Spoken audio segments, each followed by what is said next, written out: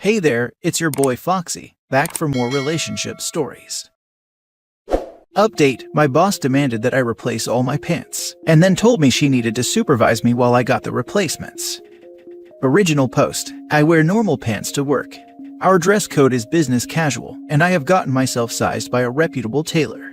All my slacks and chinos are from normal brands you'd find at Macy's and are normal, relaxed fit. However, yesterday my boss called me into her office and told me I would no longer be allowed to wear the pants I normally wear to the office and would have to wear something less revealing. Apparently, my bulge is inappropriate for the workplace. I have a normally sized junk. I actually freaking measured it to make sure I wasn't crazy, and I'm pretty close to the US average. Would a woman with large breasts be told she can't wear anything but baggy clothes? Would she be told by her boss that she must wear nothing but restrictive sports bras to work? I doubt it, especially in my workplace where women 2 seats down from me wear far more provocative clothing than my damn slacks.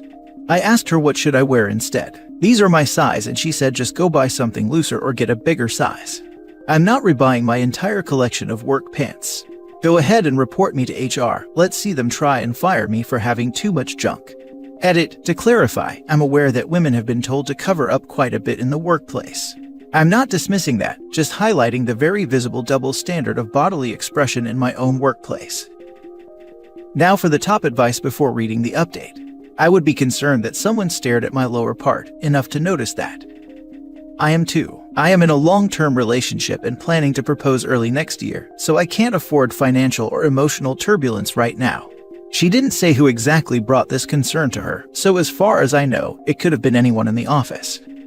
Send an email to HR and your boss and her boss and ask for a mediator for your continued discussion between your boss and you about the size of your bulge in your work pants, as you don't feel comfortable discussing it privately with her.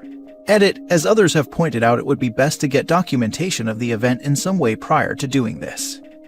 This is the correct way to escalate the issue. Your boss needs better training. You can't just come out and tell your subordinates that you can see their thing. Unprofessional. Harassment even. That's the stupidest nonsense I have ever heard. What the hell are you expected to wear? Parachute pants? Apparently, gotta go full medieval jester up in here. Or go the kilt way. Right, if they can wear skirts, I can too. Email her a quick, "Hi, I just wanted to recap what was said in our previous conversation regarding my dress. You stated, and I quote, that the bulge too big and requested that I buy looser or baggier pants as mine are too tight. Is that correct? I want to be sure we're on the same page here. I'm also requesting a current copy of our dress code to prevent these issues in the future. I enjoy our workplace atmosphere and I want to be sure I'm committed in performing in a way that maintains the standard. Thank you." Watch it disappear. This is what I was thinking too. Get it in writing. If that doesn't make it disappear, then have some fun with it. Seriously though, that sucks. Oh man, I was working in construction and my boss told me I couldn't wear my Carhartt pants. They apparently not only had to be black, but they had to be some stupidly specific brand. But they refused to supply them for me. I got a copy of the dress code, and sure enough, it said bottoms must be this stupid brand. Didn't say pants because they allowed us to wear shorts. Well, I noticed on their website that they also sold kilts. I came to work the following week in a work kilt. It was so comfortable. My boss tried to give me grief for it, but I just referred to the dress code and said it only specified brand, that the color had to be black, and that I had to wear something below the waist, thusly bottoms. He couldn't do anything, and that is how I came to wear work kilts for the next year. And now for the update. I made a post a bit back about an insane demand from my boss. Essentially, she told me that my pants were too revealing and that they showed my bulge when they do not. She then told me that I needed to replace my work pants. To recap what advice I got from my original thread, here it is. Go talk to HR. Never talk to HR. Go talk to a lawyer. Lawyer will waste your time. Your pants are fine. You need new pants. She wants to bang you. She hates you. After dwelling a little bit on my options, I settled for a middle-of-the-road approach. I contacted 2 well-known lawyers in my area and got a consultation from them about my situation. They both thought that while I was sexually harassed, the case wasn't bulletproof as there was little evidence and no pattern of harm.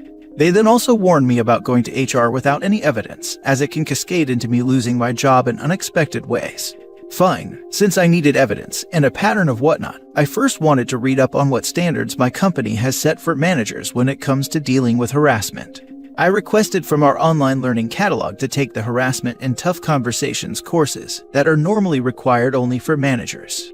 In the Tough Conversations module, there was a scenario where a male supervisor needed to ask a female employee to correct her work outfit as it did not meet the company's dress code. The module in plain English states that the supervisor is not to intervene and to refer the issue to HR. I assume that the inverse, a female supervisor reprimanding a male's outfit, would follow the same standards.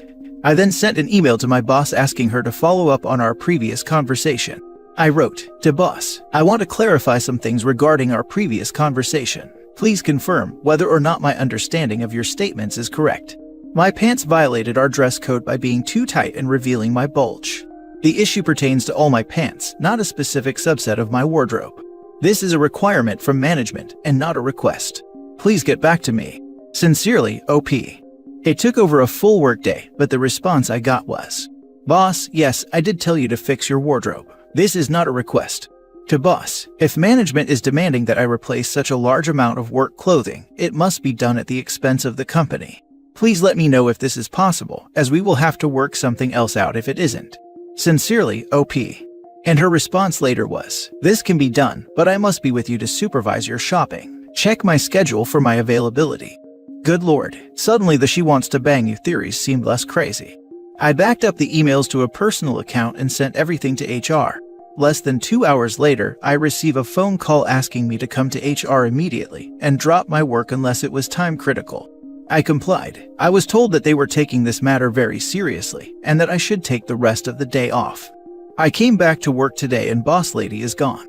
I was told right before lunch that she had been placed on administrative leave pending a full investigation and that I shouldn't worry as it's against company policy to engage in any form of professional retaliation.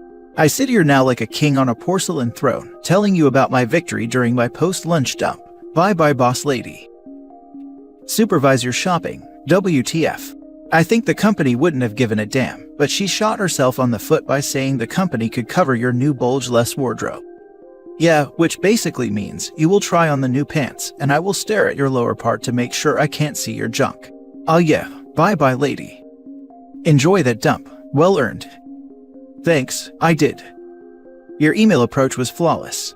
Got the answers you needed, plus whatever interest she had in you, however weird it was, and ended with the professional and tactful approach from the employer. Done. I was shocked that she replied in the way she did. Seriously. In business and personal emails, I am always cautious about what I write, knowing that things can be taken out of context. And the last thing I want is for my email to be on the LinkedIn, or here, or anywhere for that matter. How could she not think that it would not go sideways? That person is not ready for a management position. I would be surprised if they kept her. User Homogeneous Moss got it dead on.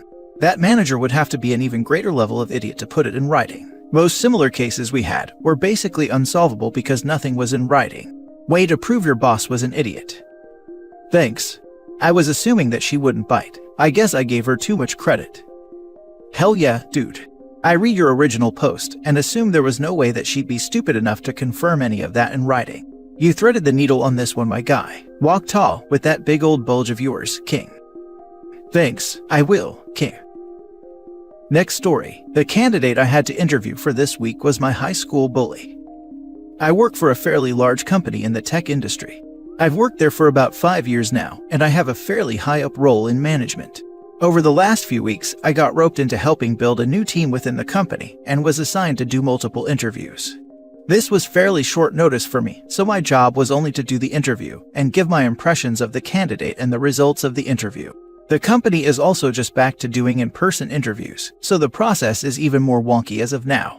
When I received the list of candidates for the day, I saw the name of a man we will call Brad. It had been over 15 years since I had last seen him, but I could never forget the face of the man who made my high school years a living hell.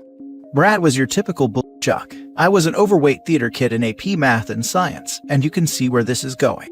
Those were the worst years of my life, and Brad was one of the contributing causes to that. So, to see him in the candidates here was a shock to me. I didn't believe it at first, but when Brad walked in for the interview, I knew that I was face to face with the man who tormented me in high school. At first, Brad didn't recognize me, but as we sat down, he remembered who I was. He tried to play buddy-buddy with me, pretend we were friends in high school, and I played along. I did the interview, and he did okay. Nothing stand out, but middle of the pack. He made a joke that I would get him the job right. I laughed along and he left. I finalized the interviews yesterday. I wrote Brad a scathing review, downplayed everything good about him, and exaggerated his flaws. Also wrote in that he tried to coerce me into giving him a good review because he was an acquaintance in high school.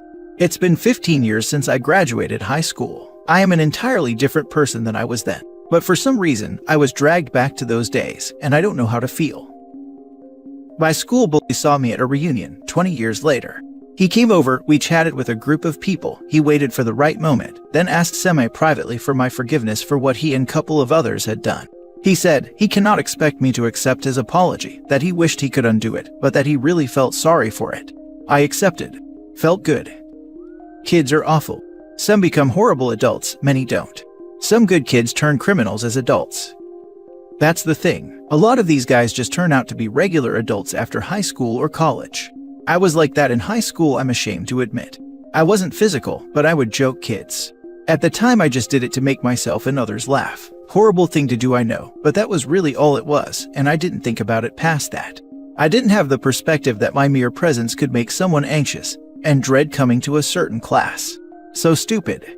Now, I would be absolutely embarrassed to run into one of those people I used to joke in public. I'd have to apologize to them. Screw the guy who OP had to interview. A lot of bullies turn out to be regular adults, but most people bullied don't turn out to be. Don't you love it when life comes around full circle? It's an opportunity that the universe gave him to add some balance. You're gonna be a piece of trash. See how that affects your life. Don't beat yourself up or feel bad about this. Had Brad changed, he wouldn't have tried to pretend like you were buddies. He wouldn't have made the nudge about you getting him the job. He would have acknowledged the obvious discomfort, apologized for his past actions, and asked you to consider his application. He did the opposite of that. He is still toxic, and you absolutely did the right thing keeping him out of your work environment. Not only for your own well-being, but for the well-being of your coworkers. Exactly this. People make mistakes. Often we are victims of our own past immaturities. People can undo change. Had he clearly shown honesty, gave a proper apology, and showed that he wished he could have been a better person in high school, I would have thought that OP here was now being the bully. However, he did not. He was probably uncomfortable and awkward and tried to push it all under the rag, even trying to do the completely stupid thing of trying to gain credit just because you knew each other in the past.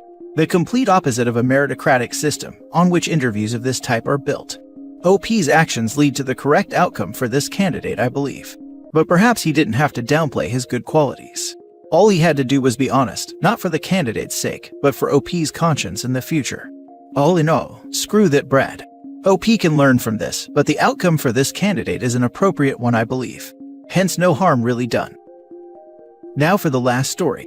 People who mock fat people at gyms are just bullies who want to make themselves feel better about their own sad, pathetic lives. Today I spent an hour consoling a girl in the women's locker room. She's a big girl, but wanted to make changes.